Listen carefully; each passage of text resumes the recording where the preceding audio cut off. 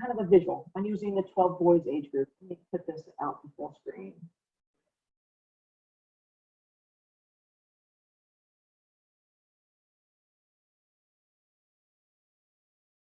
Okay, so I'm using the 2012 boys, not you 12 boys, but 2012 boys.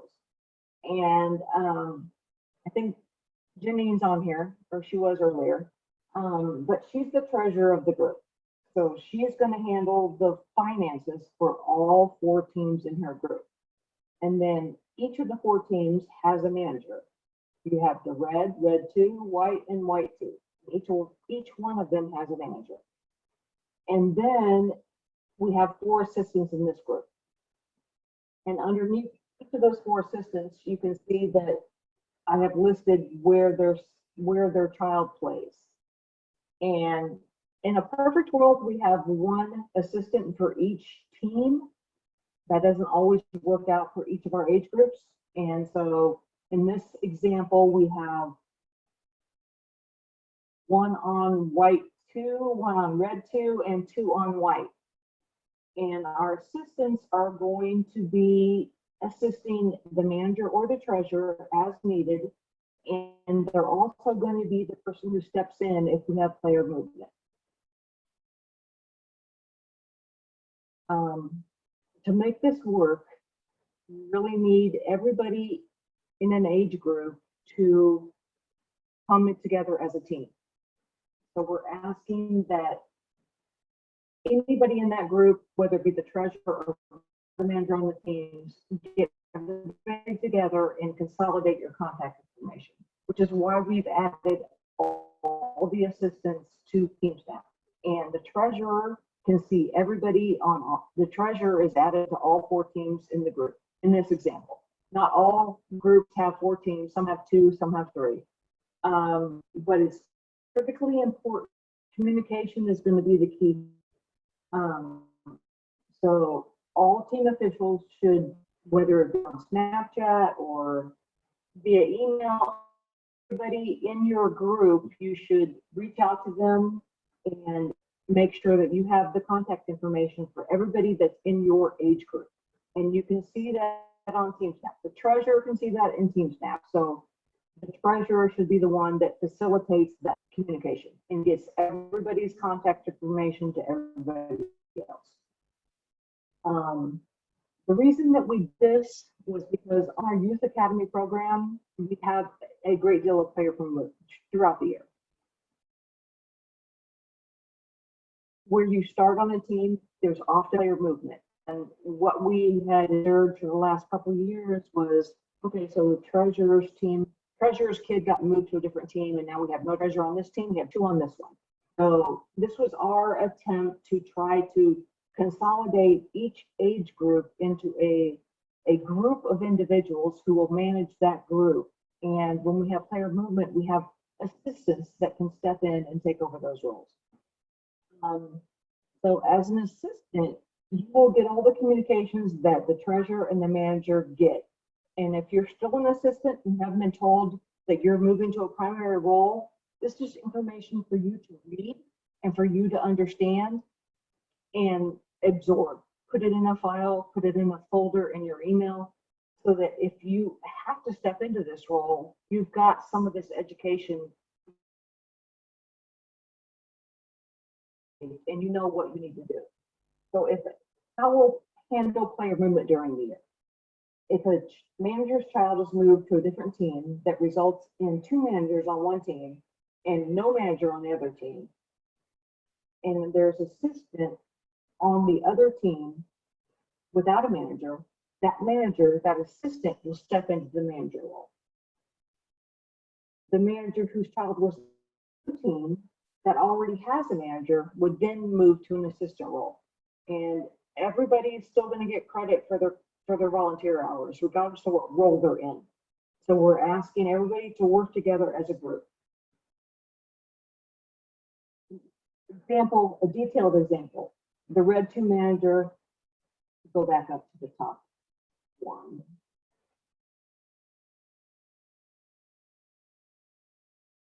So manager Scott Smith's son is on red 2, and he gets moved to the red manager's role.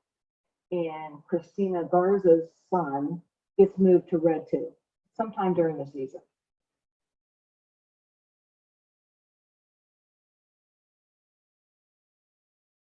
Christina would take over the managing role for the red 2 team. And Katie Elliott, who is the assistant on the white team, would move into the manager role for the red 2 team. And then Scott Smith would move to an assistant position because now he's on a team as a manager that already has a manager. So a group mentality is going to be the key to making this a success. And one of the reasons we did this is because treasurers now no longer have to collect money, which was 95% of their job, collecting money from parents. And we're going to do that as a club now. So we've given managers multiple teams so they can distribute the funds to the teams and not have to worry about collecting the money. So I'm going to go through kind of a detail for each of those responsibilities. So for treasurer responsibility, we'll be collecting fees as part of the player's registration. We are. The club is. Some teams may decide, especially in U11, U12, that are doing ECNL, pre-ECNL, and pre-MLS, they may have additional items that are not included, and that information will come to you from Tony Gafford. And so there's a possibility that if you're a U11, 2010, or 2011 team, that you may have to collect funds directly from your parents, but we'll get to that when that happens.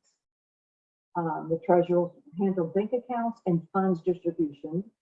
They will provide each manager a list of items that they need to be able to request those funds. And those items that are not paid directly by the club will be referee fees, coaches, hotels, mileage, food costs, office expenses such as their manager binders, lamination for player cards, and coach and the season parties. So the treasurer will provide each manager a list of items they need to calculate their expenses, and they will request should include the above items in the details, meaning when you're going to an event and the treasurer sends a manager an email that they need to know what the hotel cost will be for that event. They need to know what the mileage will be for that event. The manager would then reach out to the coach and say, okay, so who's going to coach these games and who's going with it? We have a pretty detailed manual that explains if there are two coaches, so if the white and white 2 teams are both going to the same event, and there are 2 male coaches going to the event, they are required to share a hotel room. So you can split that cost. If there's a female coach and a male coach, they have to have separate rooms. If one coach is driving and the other coach is riding with them, we will be paying one set of mileage because there's one coach that's actually driving his car to the event. The treasurer will then take that information and calculate your costs. We have a set standard of 100 miles round trip from Grand Park, which when you're trying to look that up online at an event, you are looking that up based on from Grand Park address, which is 19,000 Grand Park Boulevard. You can find that on their website, to the city that you're going to. We're not going to worry about specific different fields within that city. So if you're going to Cincinnati for an event, you are calculating it from Grand Park to whatever MapQuest or Google Maps shows. Say that's 120 miles round trip. Then you have to pay mileage. If it's 89 miles, then you're not paying any mileage. We have a 100-mile round trip bar. And then we have rates set for food, which is 12, 12, 20, which is 12 for breakfast, 12 for lunch, 20 for dinner. And you won't be able to calculate this until you have your schedule, because you won't know what your game times are. Yeah, obviously, if you have an 8 a.m. game on Saturday, they're probably going to have to go the night before and eat breakfast, lunch, and dinner on Saturday. And then if they have a Sunday game at 10 a.m., they're going to eat breakfast, and then you won't know for sure whether they're going to be playing the final. Depends on how they do in the Sunday games, whether they're going to play in the final. So as far as calculating this, give your treasurer the worst case scenario. If we make the final, it's going to be breakfast, lunch, dinner, breakfast, lunch. And the treasurer will have the rates to calculate that money. The treasurer will then use these lists to calculate the total funds needed by each team for each season. And we're going to not ask you to do this until you have your schedules. We're going to put a little more time in the cycle. I mean, we will transfer the money to you as soon as you request it, and that can be done in 1 second. As soon as I transfer it, it's available to you. So it's not like you have to try to figure this out now, because I know you don't have all of your league schedules and you don't have your event schedules yet. Treasurers will submit a youth expense breakdown form to the club, and the club will transfer that to the group bank account. The treasurer will then work with the managers to distribute those funds. Referee fees are probably the biggest struggle that we're going to face. An age group treasurer will submit a request and get $500, $600, whatever it comes out to, for all the teams in their age group. And then the treasurer will need to write a check to the team managers, or go to the bank and take the cash out of the bank and give each manager an envelope for all the money that they need for the referees for that season. And I will let individuals work that out. And I see, Janine, you're on here, and I used you as an example. I'm going back to this little org chart. So Janine gets this information from Mabel, Laura, Scott, and Christina, and then she calculates all the referees' fees for each government need. And then Janine will submit one request to me, transfer all those funds to the group bank account. I'm going to switch my screen share here.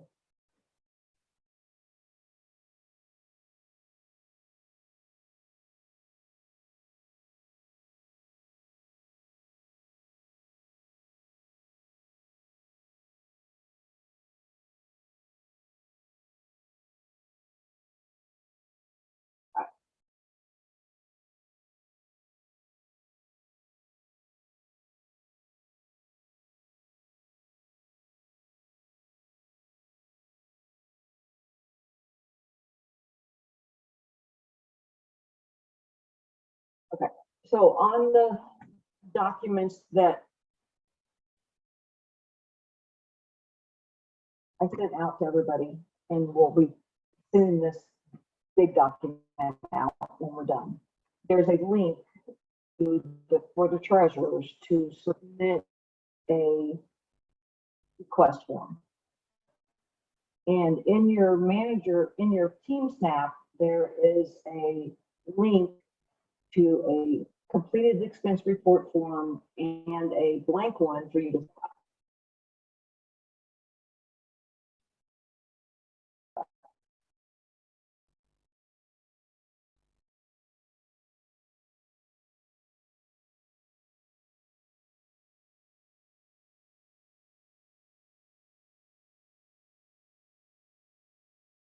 Sorry, my computer's giving me a little bit of fits right now.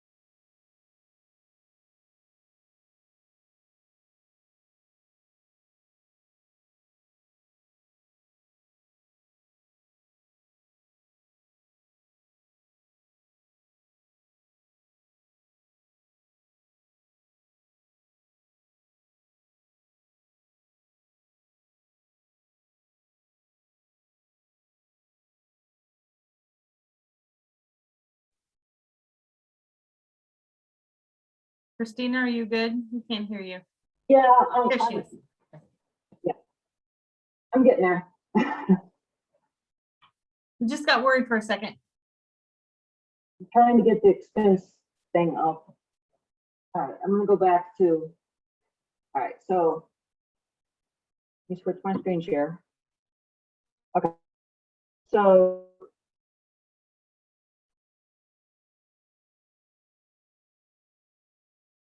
all right, expense form.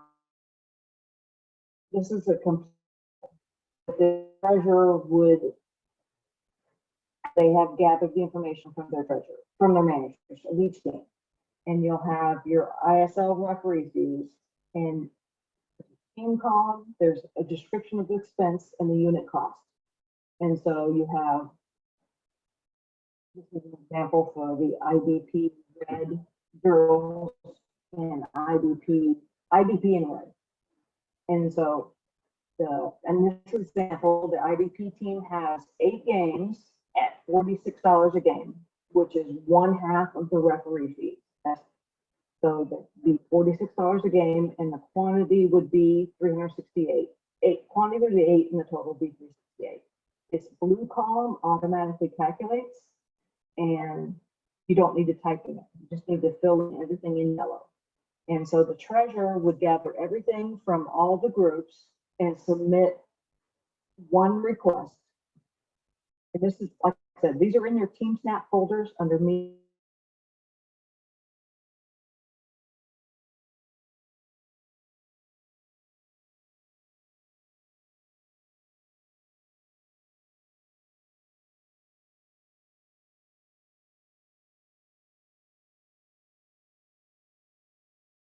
Referee fees, ref fees for all for 2012 boys teams fall season. And then you will put in the total amount you're requesting.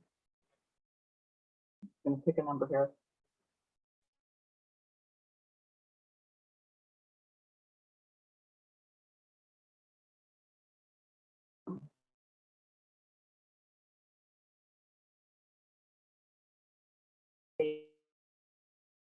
So you make this request about 7 days before you need them. You need them by August 21.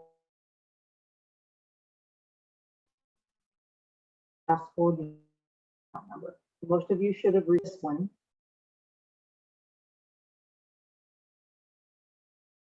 That's in your Team Snap folder, the Excel file, and you will submit that form. Okay, and I'm going to show you how that comes in to you and I on my email. Get that open, and then I will change that screen share so you can see what comes in.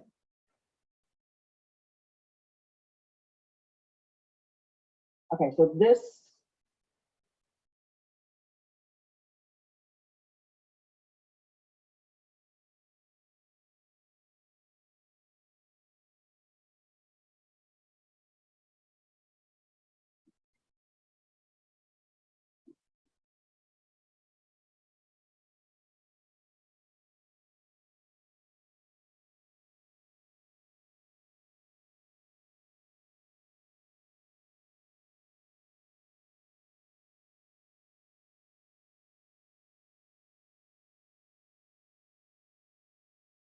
okay, so this is the confirmation that you will get back that shows you what you submitted, the amount that you requested, and the date. I will get a similar email that gives me this information, and within 72 hours of receiving that, I will take those funds and I will transfer them to the treasurer's team account. And then the treasurer will take those funds. So she's requested funds for 4 different teams. And she needs to get those funds to each of those teams.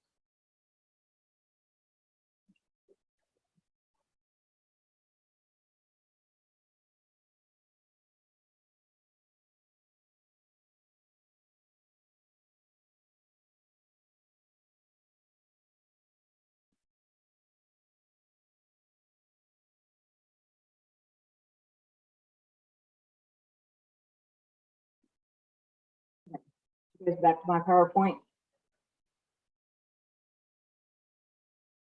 Yes. Okay, so the treasurer will then take that money that's been transferred to the team account and they will distribute a check to each manager to their cash and get their referee money ready for their season.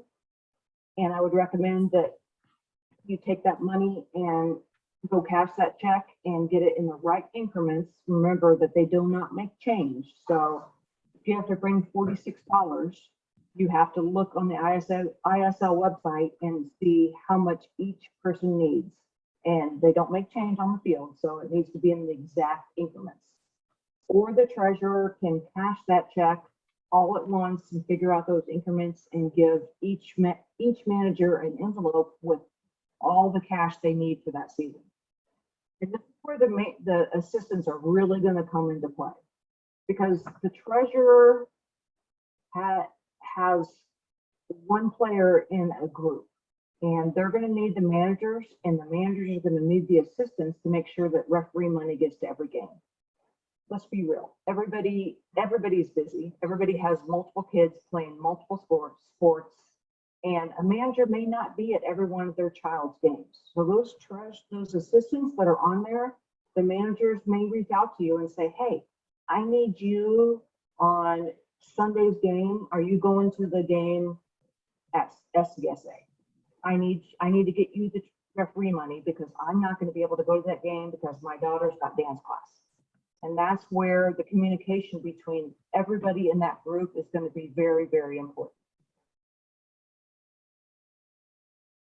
For any out of town games, which is not very, very common in U8, U9, and U10 groups. They're pretty much all local games, but the U11s and U12s, this may come into play, which would be the 2010 and 2011 age groups, where you're going out of town for an event. You will also have coaches' expenses, mileage, food, and hotels. And the same request form is used for those things. And I realize that some of you may not be doing those events until the end of the fall season, and you may not know that information to gather that data. So what I'm asking is that the treasurers of each age group or each portion of an age group try to limit their transfer requests to 2 transfers per season or per year. So try to gather everything that you know once all the schedules are out for the fall. Get your referee requests in, get your miscellaneous expenses in, request in for managers to do lamination. Like Lisa said, take them to Office Max, get them laminated. And then do a second request later in the season, mid-September, for your October events that you might be doing at the tail end of the season.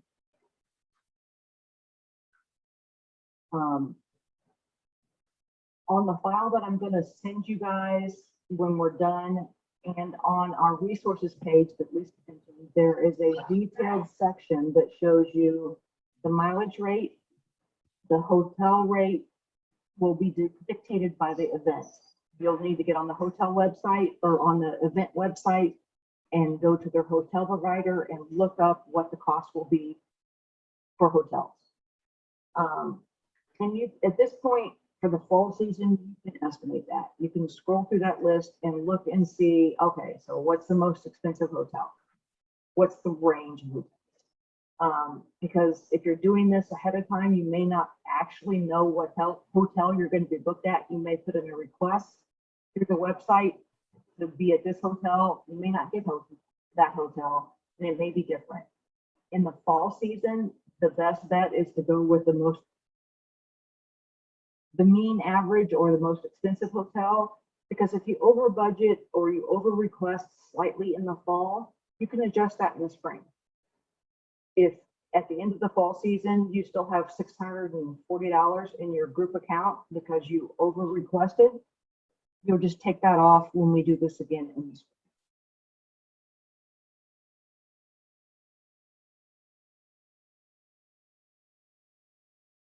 All right, so manager responsibilities, I think I pretty much just covered most of those. besides what Lisa had already mentioned to you, you're gonna need to help your treasurer gather the information for your specific team, meaning your schedule, what games you have, how many games you have, how much referee fees you need. And if your team is traveling out of town, you'll need to tell them where you're going, how far that is. The treasurer can either book those hotel rooms for your coach on their group debit card if you're traveling out of town, or they can write the coach an advance check so he can book it on his own credit card.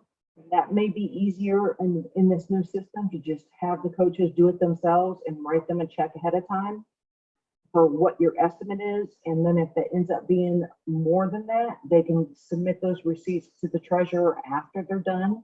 They would actually submit them to their manager, and the manager would then send them to the treasurer, and to make sure that the coach gets a reimbursement check. Sometimes you don't know if they're going to play in the final, and you're estimating. So you can always write a check to the coach the following week, but the manager would be responsible for requesting that check from the treasurer.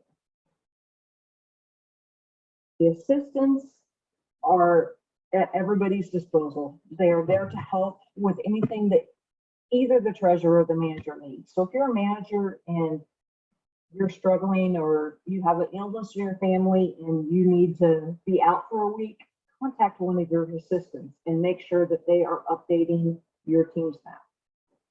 The assistants are currently only given manager access to the team that they have a player on in team staff, but we can certainly change that at the request of a manager, at the request of a treasurer. If you need an assistant to be able to have access to a team that they don't have a player on, so they can help you get your schedule updated because you're going to be out for a week, you've got a work conference, you're going to be gone, or you have an illness in the family, reach out to Lisa and we will get them added to the team staff so that they have access to update real-time information on your team. And the assistants are your first go-to to get that referee money to games. So the treasurer gives the manager all the referee money for all 4 teams for the entire season. The manager may not be at every game.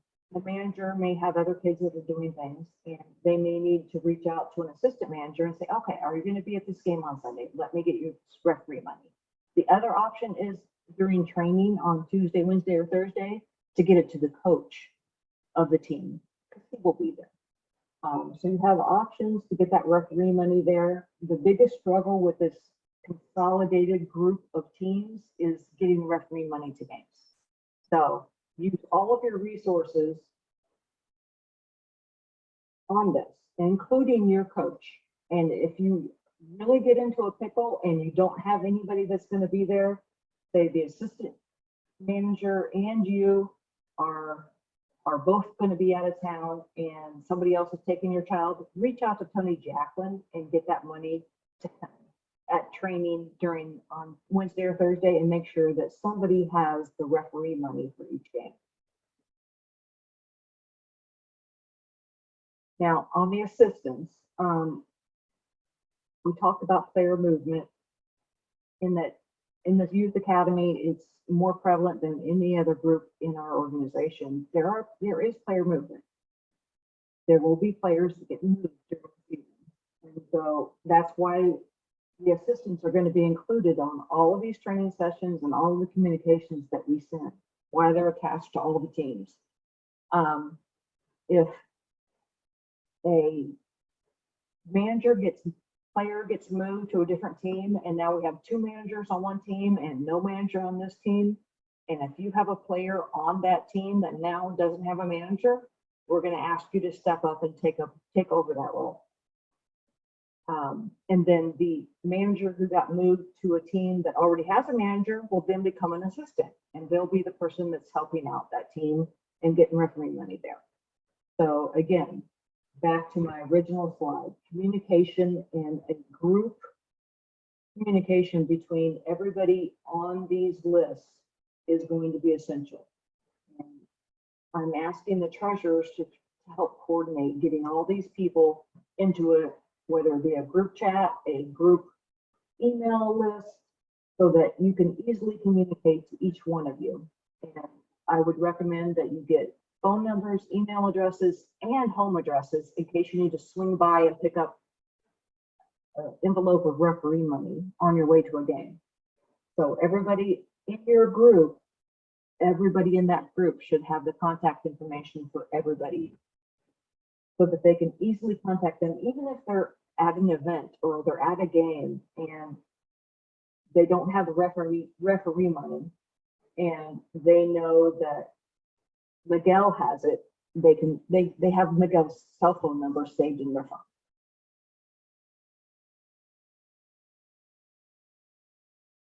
And like I said, these two files are already uploaded to all of your team snaps.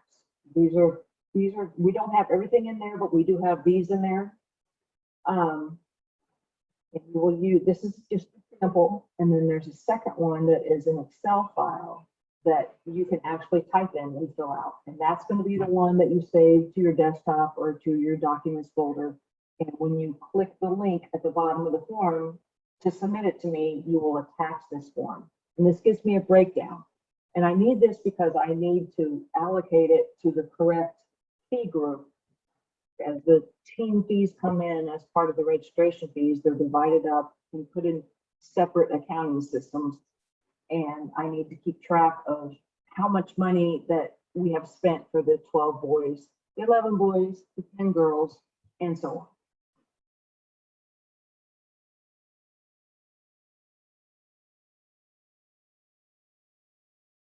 Okay, so let's see. Well, we've got like 4 minutes before our next one starts. So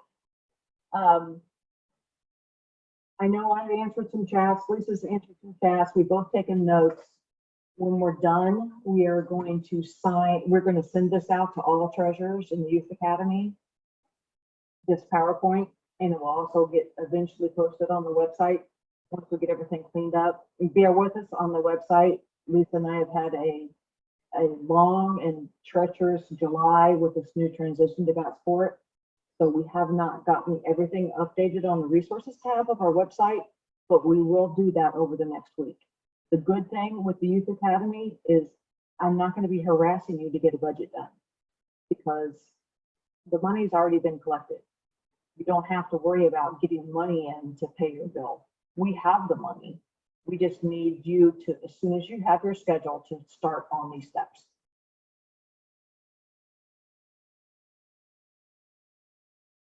Okay. Thank you, Christina. That's it for me. And I think we have everything answered in the chat. The last thing I just want to say is a couple reminders of, if you have questions, please ask. No question is too small. Always though, make sure if you're communicating with Christina and I to go ahead and include your team name and your role, and we'll get back to you as soon as physically possible. The other thing is just communication. That's the biggest part of this is managers, please make sure your team snap calendars are up to date and that you're communicating with your families. Basically, it's one of those, if you would want to know it, if you were just a mom or a dad on that soccer team, you would want to know it, please make sure it's communicated out. So we do know that Tony Jacqueline sends a lot of information directly from him. The Youth Academy play dates are out. The training schedules come directly from him. A lot of times he will tell you specifically what uniforms to wear. That's always a big question. Home uniform is typically white, blue, white. Away is typically the blue, blue, blue. But Tony will tell you what to wear. Your coach will tell you what to wear. Always have both. It's one of those, like if you're playing Zionsville, he knows that Zionsville doesn't have blue. So he'll tell you just wear the blue. Just kind of makes sense. So that's kind of everything in a nutshell. If you need to join the other chat, if you need a one-on-one, just reach out to us, okay? Thank you all. If there's any other questions, since we have this other one getting started, just reach out to us directly and we'll make sure that everybody gets the answers as well, okay?